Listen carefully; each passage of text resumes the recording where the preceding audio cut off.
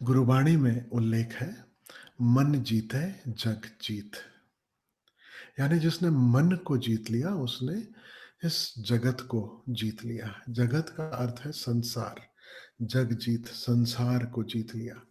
संसार को जीत लिया, सामान्यतः इसका जो अर्थ हम निकालते हैं कि जैसे संसार के जो भी खेल हैं उसमें हम विजयी होंगे।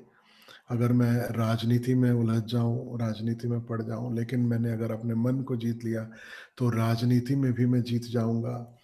अगर शेयर बाजार में मैं काम करता हूं तो मैंने अगर ध्यान इत्यादि बहुत गहरा किया और मन को जीत लिया तो शेयर बाजार में भी मैं जीत जाऊंगा। नहीं, जग जीतने का अर्थ बड़ा गहरा है। संसार को जीतने का अर्थ बड़ा गहरा है। संसार को जीतना कुछ ऐसा नहीं है जैसे सिकंदर संसार को जीतने निकला। संसार को जीतने का अर्थ है कि संसार से पार हो जाना। जब गुरुवाणी में कहा गया है, मन जीते जग जीत, जब भी सुनो इस तरह के वचन तो ख्याल रखना, मूल बात यह कही जा रही है कि जो मन के पार हुआ वह संसार, या यूं कहो कि भव सागर से पार हुआ। संसार को ही भव सागर कहा है।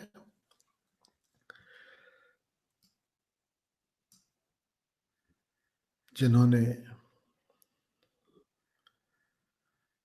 अष्टावक्र का नाम सुना हो, अष्टावक्र का संदेश अगर थोड़ा भी उन्हें ख्याल हो तो वो मन की बात डायरेक्टली नहीं कहते, लेकिन मन का जो सबसे बड़ा उलझाव है उसकी बात कहते हैं। और देखो, जो वो भेद करते हैं व्याधि में और समाधि में, वह मन के मूल उलझाव से संबंधित है।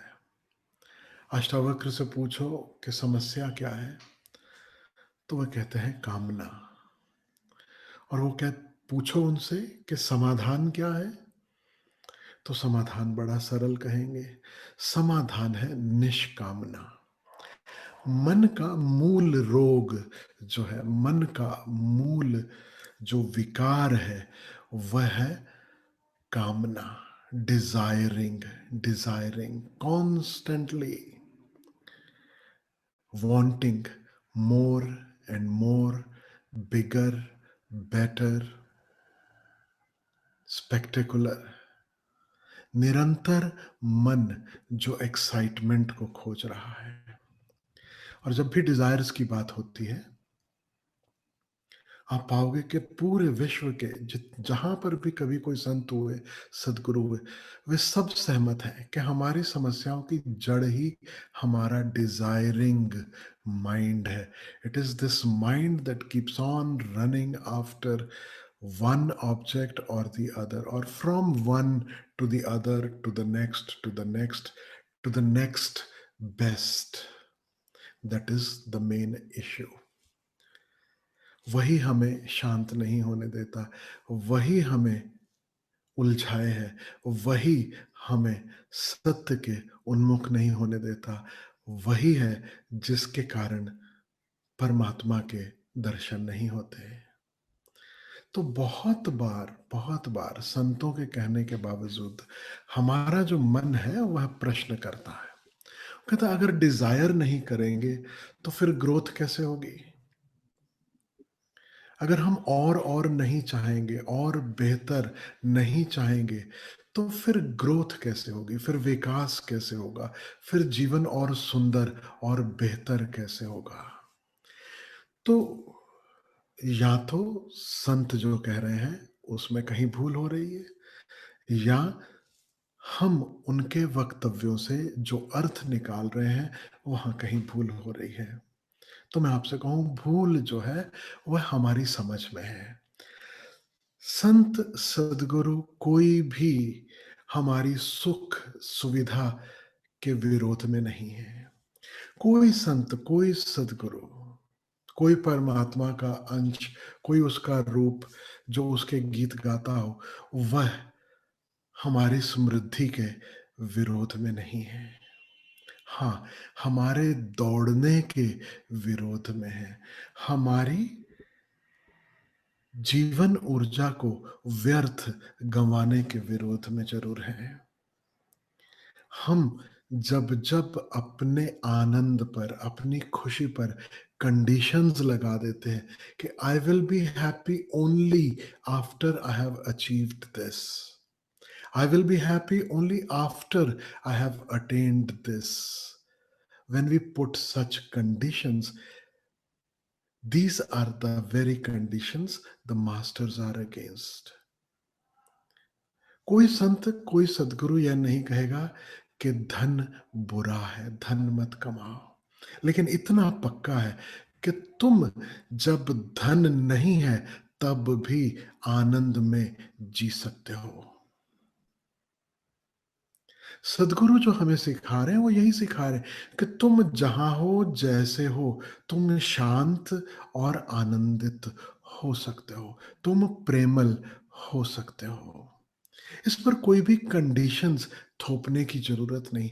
और बहुत बार बहुत संतों ने अपने जीवन के उदाहरण से, the way they lived, they taught us कि you don't have to have so much, you can have bare minimum and yet be happy. जैसे कबीर साहब, कभी-कभी दाने भी पूरे नहीं हैं, घर में ठीक से खाना भी नहीं है, लेकिन परमात्मा के गीत गाते, आनंद के गीत गाते जीते हैं। इसलिए नहीं कि पेट भर खाने से आनंद कुछ कम हो जाएगा। इसलिए नहीं कि सुख और समृद्धि होगी तो जीवन में सुख, जीवन में शांति, जीवन में जो प्रभु के दर्शन है, वे कुछ ओझल हो जाएँगे आँखों से, नहीं। सिर्फ़ और सिर्फ़ एक उदाहरण देने के लिए। और फिर after centuries someone like Osho comes in. After centuries क्या, हज़ारों साल बाद ओशो आते हैं, क्योंकि ओशो के पहले सुख और समृद्ध जीवन जीते हुए परमात्मा में कैसे जीना सिखाने वाले 5000 साल पहले हुए। That is Krishna.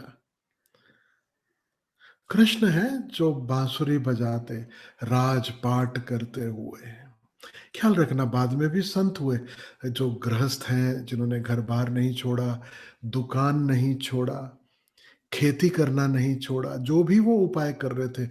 कोई मटका बना रहा था तो मटका ही बनाते रहा, कोई जूते बना रहा था तो जूते बनाते रहा, कोई कारपेंटर था तो वो कारपेंटर रहा। राजपाट में, पूरे वैभव में, पूरे ऐश्वर्य में, पूरी सुख सुविधा में जीने वाले अगर किन्हीं सदगुरुओं, किन्हीं अवतारों, किन्हीं संतों का नाम लेना हो तो गिने चुने आपको उंगलियों पर मिलेंगे। कृष्ण सर्वप्रथम याद आएंगे, फिर राजा जनक याद आएंगे, अष्टावक्र के ही शिष्य, राजपाट संभाले हुए, राज करते हुए और परमात्मा को उपलब्ध। और इनके बाद सीधा जो जंप है, एक प्रोमिनेंट फिगर जो हमें ख्याल में आएगी, वह ओशो है। The first master with so many Rolls Royces. आजकल जो दिखते हैं ना गुरु, जो थोड़ा स्टाइल मारते हुए, ये सब कॉपी कैट्स हैं। थोड़ा बहुत दिखाते हुए कि हम बड़े सुख सुविधा और ऐश्वर्य में जीना सिखा रहे हैं, जी रहे हैं। These are all just copy cats. Osho से सीखा। Rolls Royces and a master, ये दो शब्द एक पंक्ति में ले आने वाले ओशो हैं। इसलिए नहीं कि ओशो को इतनी सारी रोल्स रॉयसेस चाहिए, शायद इसलिए कि वे हम सबको सिखाना चाह रहे हैं, बताना चाह रहे हैं कि सुख, सुविधा, समृद्धि, ऐश्वर्य, यह अंतर यात्रा के विरोध में नहीं है। और आज अगर लोगों का रुझान सिर्फ और सिर्फ इच्छा पूर्ति पर है और अंतर यात्रा में नहीं। तो उसका सबसे बड़ा कारण यही है कि हमसे भूल हो गई समझने में। हमें लगा अध्यात्म का अर्थ है, फकीरी का अर्थ है गरीबी में जीना, बिना सुख के जीना, बिना सुविधाओं के जीना, जैसे सब कुछ छोड़ देना पड़ेगा तभी परमात्मा के दर्शन होंगे। नहीं। अष्टावक्र जो पाठ पढ़ा रहे हैं, जिसकी मैंने अभी आपको चर्चा की, कि सबसे बड़ी व्याधि, सबसे बड़ा उलझाव क्या है? वह है कामना। और सबसे बड़ा समाधान, सबसे बड़ी समाधि क्या है? वो कहेंगे निष्कामना। इतना सा फर्क है desiring and non desiring state of being. और किसे कह रहे हैं? सम्राट को, जनक को, जो राजा है। और जनक को ज्ञान उपलब्ध होता है, अष्टावक्र उसे आशीर्वाद देते हैं, विदाई लेते हैं। लेकिन जनक न राजपाट छोड़ते हैं, न कुछ छोड़ते हैं, न साधना के लिए, न खोज में, और न मिलने के बाद। बड़ा महत्वपूर्ण संदेश है कहीं पर छुपा। It is not the riches, it is not the wellness, it is not the amount of comfort or luxury, for that matter, that you have. It is constant running after more and more and more. And while we are running, we forget to cherish what we already have in this moment. मन का स्वभाव है, जो मिल गया वह पर्याप्त नहीं है। जो मिल गया वो तो मेरा हो गया, अब इसके अलावा, इससे बेहतर और क्या? यह मनोप्रवृत्ति, यह मनोवृत्ति, इसके पार जाना संत और सदगुरु सिखाते हैं। पतंजलि को हम पूछे कि योग क्या है? योग यानी मिलन। और मिलन ऐसा नहीं कि एक और एक दो मिल रहे हैं। मिलन ऐसा जैसे जहां दो एक हो जाए, जहां दो दो न रहे। जैसे बर्फ का टुकड़ा पिघलकर पानी में मिल जाए, वह योग। पानी में कीचड़ कितना भी मिल जाए, पानी में मिट्टी कितनी भी मिल जाए, मिट्टी और पानी अलग अलग ही है। योग का अर्थ होगा बर्फ और पानी का एक हो जाना, या पानी और वाष्प का एक हो जाना। ऐसा मिलन जहां कोई भी भेद नहीं रहे, बिल्कुल एक जैसा हो जाए, जहां दो को पहचान ना सके। संतों से पूछो तो उदाहरण देते हैं, जैसे बूंद सागर में समा गई। पहले दो थे, बूंद और सागर, और बूंद सागर में समा गई। अब सुनते हो ना कबीर सबको, कि बूंद समानी समुद्र में सोकत हेरी जाए। अब कहां खोजोगे कि बूंद वो कहां है, कि बूंद और सागर में कोई भेद भी है। इस भांति जो मिलन है, जो बिल्कुल एक हो गए, वह है योग। तो योग क्या है? जब पतंजलि से पूछा जाता है तो जानते हो पतंजलि क्या कहते हैं? वही सार सूत्र जो गुरुवाणी दे रही है। पतंजलि कहते हैं चित्त वृत्ति निरोध, योग चित्त वृत्ति निरोध। चित्त यानी मन, मन की वृत्तियां जो है जहां वो समाप्त हो गई, यानी मन के पार होना ही योग है।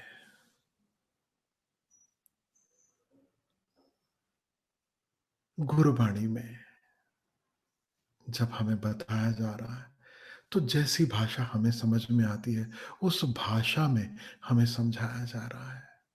मन जीते जग जीत।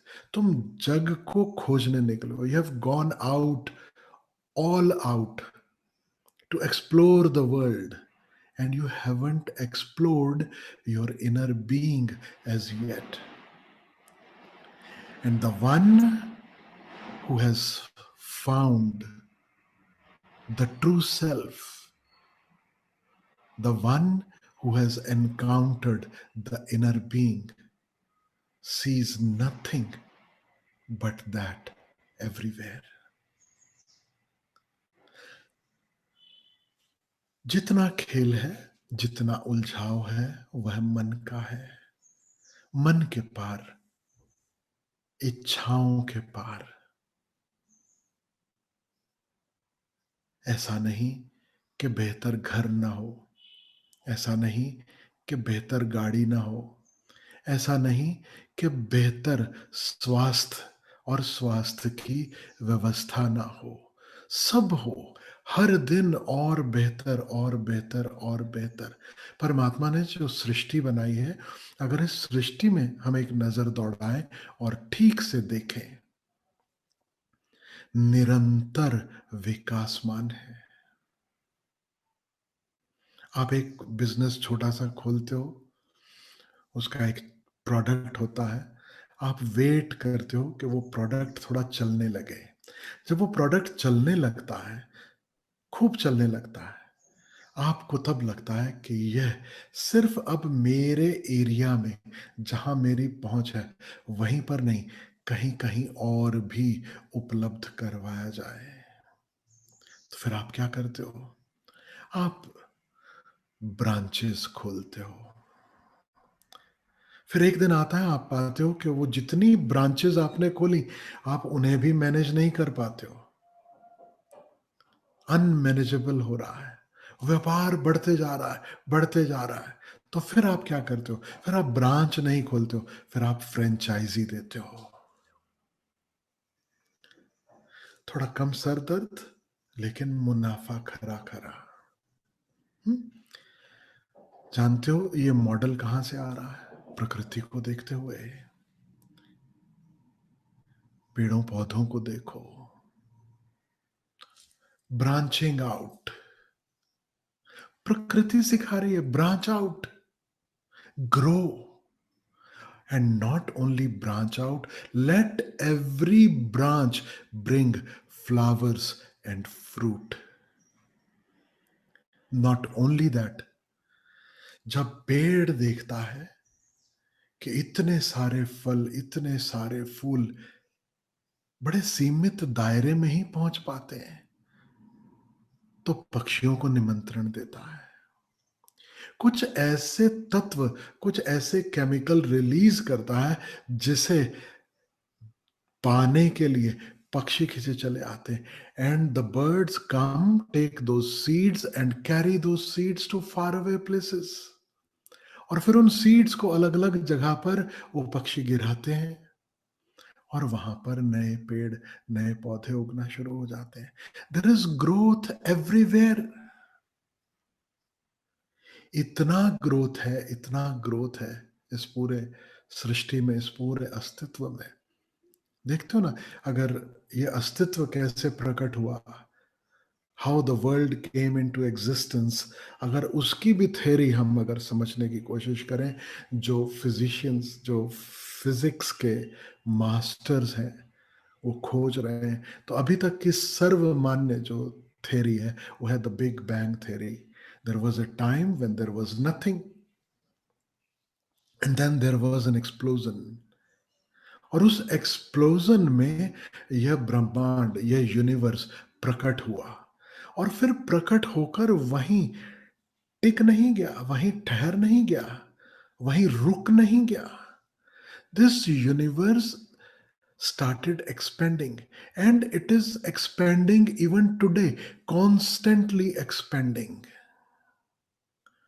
निरंतर हमारा यह यूनिवर्स फैल रहा है, फैलते ही चले जा रहा है, फैलते ही चले जा रहा है। Growth is the very nature of this existence. We are part of that growth. But do you see the problem? मनुष्य के सिवा और कोई भी तनाव में नहीं है. No one else.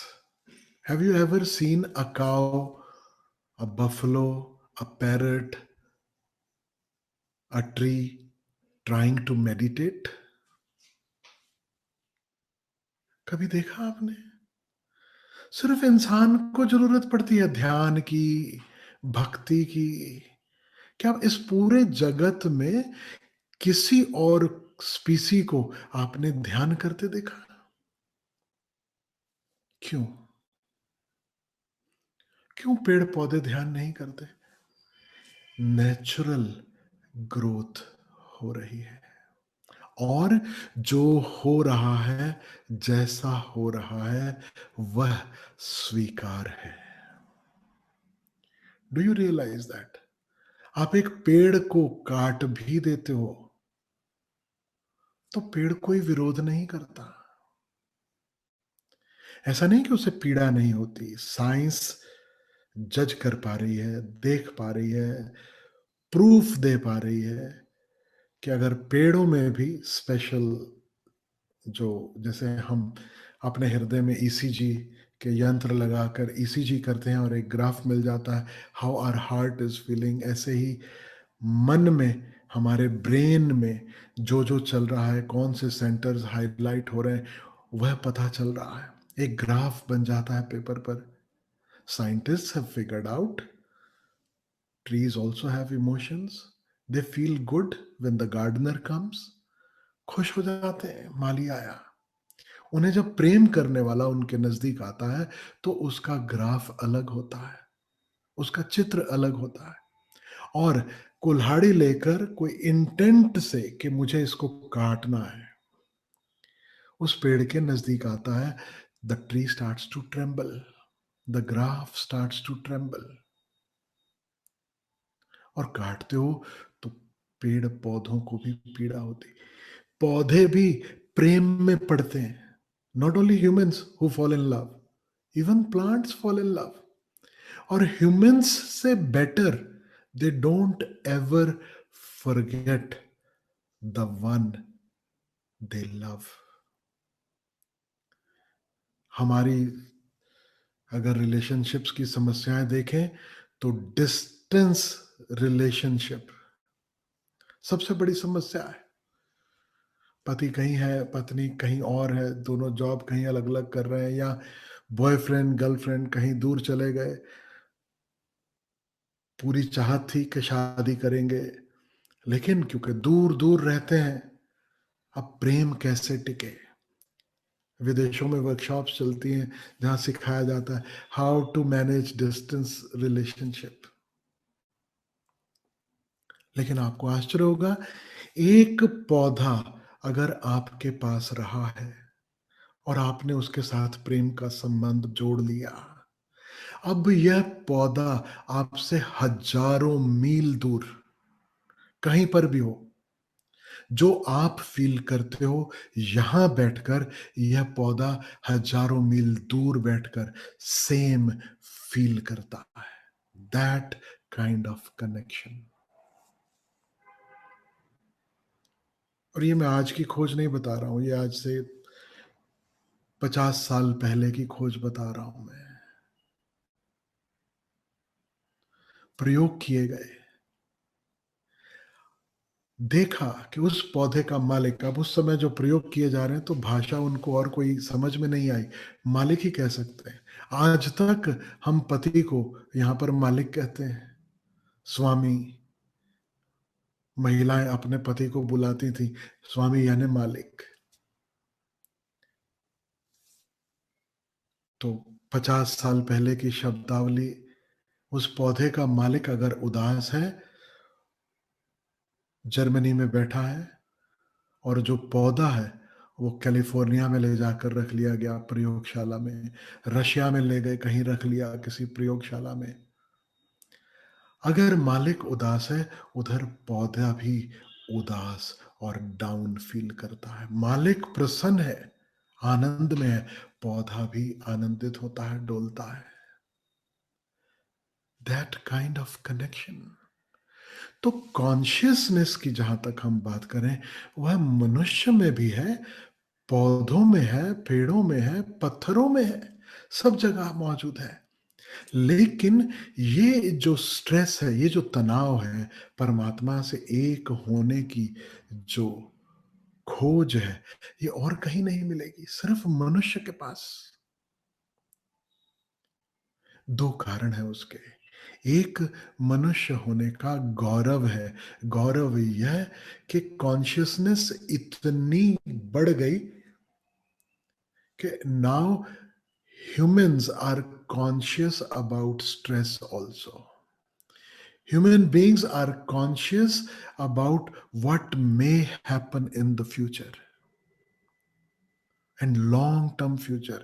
And they can feel stress by just thinking about it. That is the negative part of it.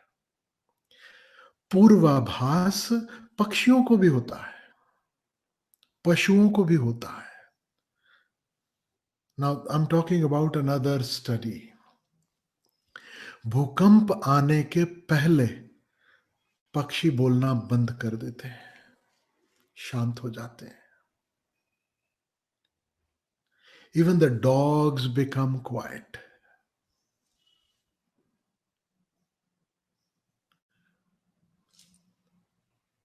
घंटों पहले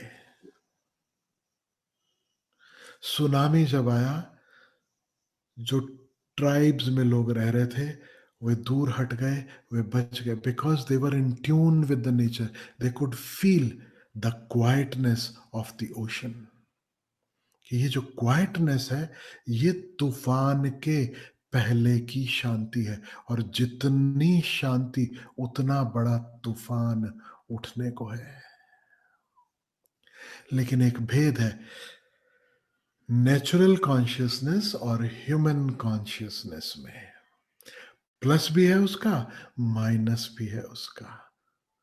जो माइनस है, भूकंप नहीं आने वाला, भूकंप की कोई खबर नहीं, लेकिन भूकंप के बारे में सोचकर केवल मनुष्य है जो स्ट्रेस्ड आउट हो सकता है।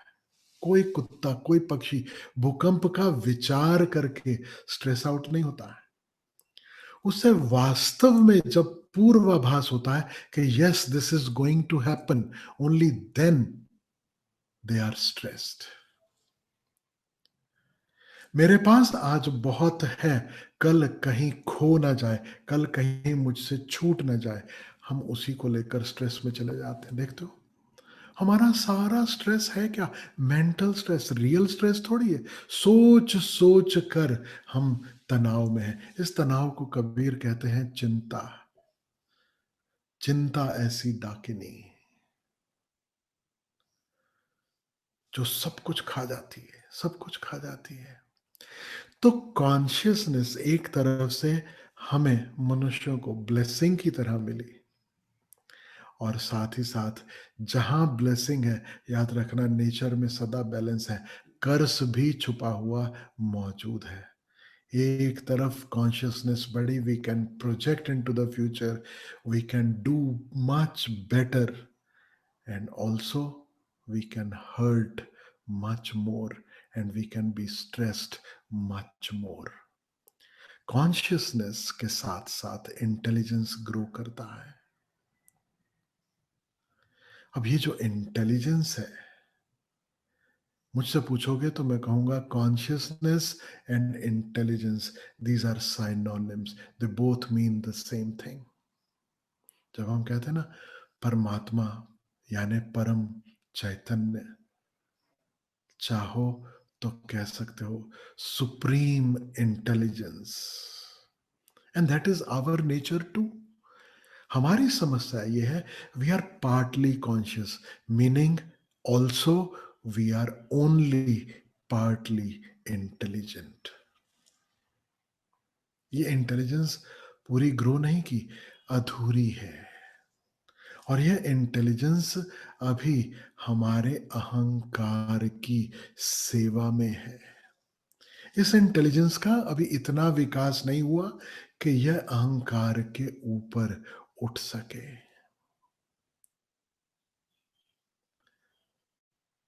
तो हमारे जीवन में तनाव है, हमें साधना में भी उतरना पड़ता है, हमें ध्यान भी सीखना पड़ता है। कारण है इसका, growth brings both. Growth has its own joy, growth has its own pain. लेकिन हमारी समस्या क्या है? We want to choose just the joy, not the pain, and that never happens. तो हमें लगता है, हमारा मन हमें ट्रिक कैसे करता है? हमारा मन हमें कहता है अभी ग्रोथ पूरी नहीं हुई है, इसलिए सुख पूरा नहीं है। थोड़ा और ग्रो करो, थोड़ा और हासिल करो, थोड़ा और कमा लो। छोटी गाड़ी में छोटा सुख मिला, बड़ी गाड़ी में बड़ा सुख होगा। छोटे घर में छोटा सुख है, बड़े घर में बड़ा सुख होगा। एक घर में इतना सुख है, दो घर में डबल सुख होगा। अब ये मन निरंतर हमें चलायमान रखता है और इस भ्रांति में बनाए रखता है कि आज नहीं कल मैं सुखी हो जाऊंगा। संत सदगुरु जब कहते हैं मन के पार, उसका अर्थ केवल इतना है, मन के इस खेल को समझो, मन के इस खेल को देखो, इसे पहचानो और मन के पार जाने का उपाय करो। और इकट्ठा करने से ना आज तक कभी कोई सुखी हुआ ना होगा। तो आपने वचन सुने होंगे, तृष्णा दुष्पूर है, यानी वासना या इच्छा या कामना दुष्पूर है, वो कभी पूरी नहीं होती। ऐसा नहीं है कि अगर मेरी इच्छा है कि मेरे पास फला फला गाड़ी हो, वो पूरी नहीं होती। अर्थ थोड़ा गहरा है। मैं चाहता हूं पूर्ण सुख और मुझे लगता है यह गाड़ी मिलने पर वह पूर्ण सुख उपलब्ध होगा, लेकिन गाड़ी मिलने के 8 दिन में क्लैरिटी आ जाती है कि गाड़ी तो आ गई, लेकिन वह महासुख जिसकी मैं प्रतीक्षा कर रहा था वह नहीं आया। हाँ, गाड़ी का मेंटेनेंस का बिल जरूर आ गया। This constant seeking, this constant running is the issue. And meditation is nothing but taking a break, stopping, stopping from this mad rush. And it is in no way against growth. It is, in fact, guiding our energies towards real, real growth. कैसे हम सही दिशा में विकासमान हो, कैसे वह सुख, वास्तविक सुख हमें उपलब्ध हो, वास्तविक सुकून हमें उपलब्ध हो। तो कोई आश्चर्य नहीं है कि बहुत बहुत जगहों पर संतों को महाराज कहकर पुकारा गया। रंजीत महाराज, निसर्गदत्त महाराज, या कोई भी संत लीजिए, एकनाथ महाराज। अब संत एकनाथ, आपने अगर उनके बारे में सुना हो, कुछ भी नहीं, जेब भी नहीं होगी उनके पास, मंदिर में सो रहे हैं, पहनने को 4 जोड़ी कपड़ा भी नहीं कि थोड़ा वैरायटी हो, कि बदल बदल के अलग अलग रंग कुछ पहन लिए जाए। और भक्त, शिष्य, प्रेमी, ज्ञानी जो देख पाते हैं वो उन्हें देखेंगे और कहेंगे एकनाथ महाराज। वो महाराज क्यों कहा जा रहा है? जानते हो आप? जिसने परम सुख को जाना, जिसकी दौड़ समाप्त हो गई।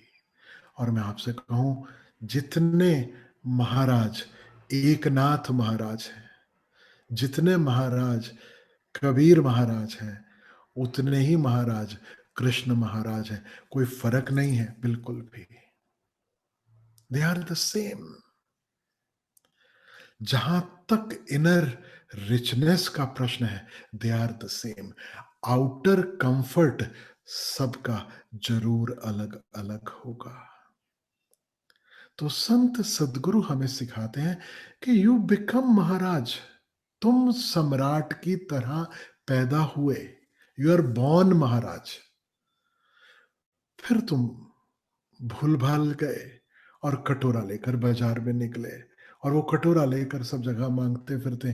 किसी से प्रेम मांग रहे हैं, किसी से धन मांग रहे हैं, किसी से ध्यान मांग रहे हैं कि मेरी तरफ ध्यान दो, मुझे देखो, मेरी तरफ देखो, मैं भी हूं।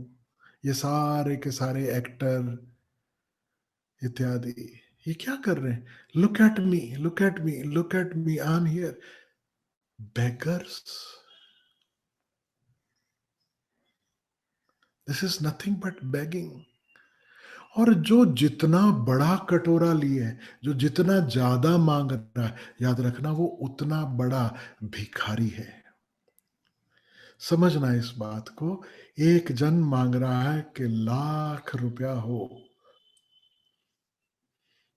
तो बात बन जाएगी। ₹1,00,000 मांगने वाला भिखारी छोटा भिखारी,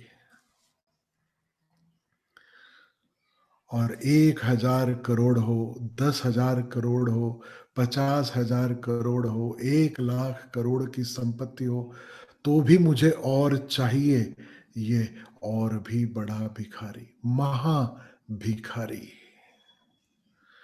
So the people we generally call as super rich, they are actually super beggars. The people we call poor, they are small beggars.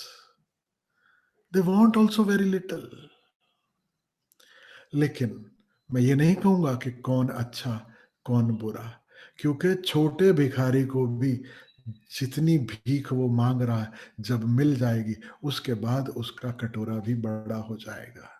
तो एक दृष्टि से देखो तो बड़े भिखारी होना ज्यादा अच्छा है। कम से कम ख्याल में तो आएगा कि मैं कितना दौड़ रहा हूं, कितना भाग रहा हूं, और कब तक दौड़ना। जिसकी मांग ही बहुत कम है, वो जस्टिफाई कर लेता है, उसे लगता है इतना सा तो चाहिए, इतना तो बेयर मिनिमम है, इतना तो होना चाहिए। वो जस्टिफाई कर लेता है अपने भिखमंगेपन को भी। उसके पास टालने का उपाय है, कम से कम इतना हो जाए, उसके बाद ध्यान, उसके बाद आत्मा, परमात्मा, शांति, परम सुख, ये सब बातें बाद में करेंगे। नहीं, मैं आपसे कहूं, अगर आपके पास रहने के लिए घर है, खाने को भोजन है, पहनने को कपड़ा है, आने जाने के लिए वाहन है, तो आप पर्याप्त अमीर हैं। अब आप गरीब नहीं। अब बहाना नहीं कि मैं अभी और यह कमा लूं, फिर बाद में मैं अंतर यात्रा की ओर उन्मुख होऊंगा। और फिर पेरिनियल डायलॉग जो सदा से संतों ने कहा, इस युग में शाहरुख खान ने कहा, कल हो ना हो, है ना? कोई भरोसा नहीं कल का। हो सकता है तुम्हारा प्लान हो। सरकारें योजनाएं बनाती ना, पंचवर्षीय योजना, 10 वर्षीय योजना, और फिर वो उतने वर्षों में पूरी नहीं हो पाती, फिर उसे एक्सटेंड कर दिया जाता है। ठीक ऐसे ही हमारे भी प्लान होते हैं कि कॉरपोरेट कल्चर, उसमें तो रहता ही है। आप जॉब इंटरव्यू का हिस्सा रहता है, where do you see yourself 5 years down the line, where do you see yourself 10 years down the line? तो वो पार्ट ऑफ द सिस्टम हो जाता है, एक प्लानिंग, एक रूटीन। और देखो लोग पूरा प्लान करके रखते हैं, इतनी उम्र में मुझे इतना कमाना है, मेरे पास जॉब होना चाहिए, गाड़ी होना चाहिए, इतनी उम्र में मुझे शादी भी करनी है, इतनी उम्र तक बच्चे भी हो जाने चाहिए, इतनी उम्र तक मुझे रिटायर भी होना है, इतनी उम्र में मुझे विदेश भी घूमना है। सब कुछ प्लान्ड रहता है, as if as if we are actually going to be there for that long.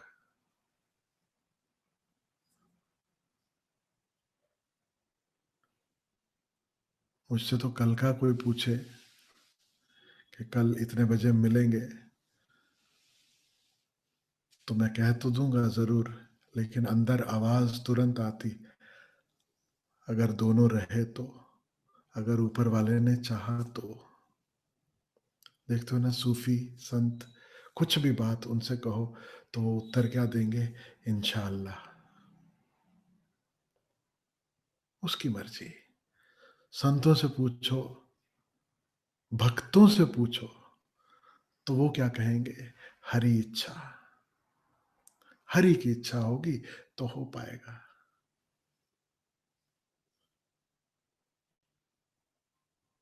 सिखों से पूछो तो जानते हो क्या कहेंगे? जो वाहेगुरु दी मर्जी, जैसी उसकी रजा, जैसा वो चाहे वैसा। ये सिर्फ फॉर्मेलिटी नहीं है कि हम कह दें बस हरी इच्छा, ये रिमाइंडर है कि जो हो रहा है वो हमारी प्लानिंग से नहीं हो रहा है। But do we ever actually remember? हम तो प्लानिंग ऐसे करते, बल्कि प्लानिंग जब थोड़ी अस्त व्यस्त हो जाती है, हमारी श्रद्धा भंग हो जाती है, हम हरि के पास शिकायत करने पहुंच जाते हैं। याद है ना अमिताभ बच्चन वाला सीन, रो धो के जब डॉक्टर ने भी हाथ खड़े कर लिए, सब ने, अब माँ मर रही है और मंदिर जाना ही पड़ा, जो उन्होंने कहा था मैं मंदिर कभी नहीं जाऊंगा, और सीढ़ियों पे खड़े होके, खुश तो बहुत हो गया आज तुम मुझे यहां देखकर, जैसे एहसान कर रहे हैं।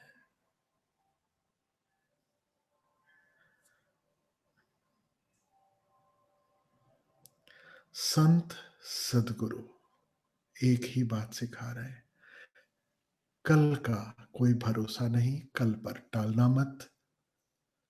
जो शुभ करना चाहते हो आज करो।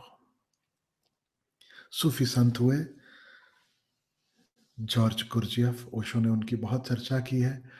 तो गुरजियफ अपने संबंध में कहते हैं कि उनके पिता ने कोई और तो वसीयत नहीं छोड़ी, उनके पिता गरीब थे, कुछ उनके पास था नहीं, लेकिन एक बहुत महत्वपूर्ण शिक्षा वो कहते हैं कि मेरे पिता ने वसीयत के रूप में मुझे दी, और वह मेरे अद्भुत काम में आई। तो शिष्य ने पूछा बताइए कि वो क्या शिक्षा थी? तो उन्होंने जो बताया मैं आपसे शेयर करता हूँ। गुरजेफ कहते हैं कि उनके पिता ने मरने से पहले पास में बुलाया और कहा कि एक सूत्र तुम्हें देना चाहता हूं, उस सूत्र को याद रख लेना। तो गुरुजी छोटे बच्चे थे, उन्होंने कहा कि बताइए कुछ ऐसा सूत्र देना जो समझ में आए, जो सच में याद रह सके। क्योंकि आपको तो मालूम है ना, फिर आध्यात्मिक सूत्र बड़े, एक तो वो आम बोलचाल की भाषा में नहीं होंगे, they have to be in a special language, उनका प्रोनाउंसिएशन भी वैसा होना चाहिए, फिर वो पल्ले भी नहीं पड़ते।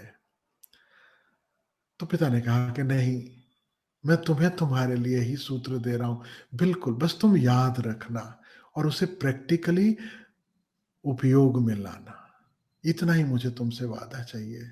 तो गुरजेफ ने वादा किया, ठीक, और पूछा सूत्र। तो पिता ने जो सूत्र दिया वो मैं आपसे कहता हूं। गुरजेफ के पिता कहते हैं कि जब भी भीतर शुभ करने का भाव हो, वो आज करना, तुरंत करना, अभी करना।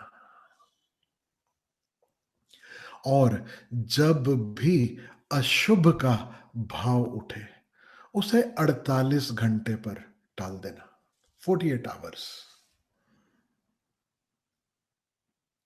कल नहीं, परसों। और गुरुजीएफ कहते हैं, पिता ने कहा 48 घंटे और मैंने देखा कि 24 घंटे ही पर्याप्त हैं। किसी ने कुछ बुरा कहा, मनुआ इसका सर फोड़ दूं अभी। छोटी सी उदाहरण, मनुआ सर फोड़ दूं इसका अभी। और पिता की सीख याद आ गई, वेट फॉर 48 आवर्स। तो बोले 24 घंटे में ही। मुझे लगा अब कहाँ कौन झगड़ा करे, कौन उलझन में पड़े, छोड़ो। अशुभ का भाव थोड़े ही समय में विदा हो जाता है। These are all moods, these are all swings, they come and they pass. और ठीक वैसे ही कहते हैं, दूसरा उदाहरण भी शुभ, आपसे ही कहता हूं, आपको भी ख्याल में होगा, कभी कभी मन में भाव आता है कि आज किसी का भला कर दो, किसी का शुभ कर दो, आज किसी को कुछ ना कुछ।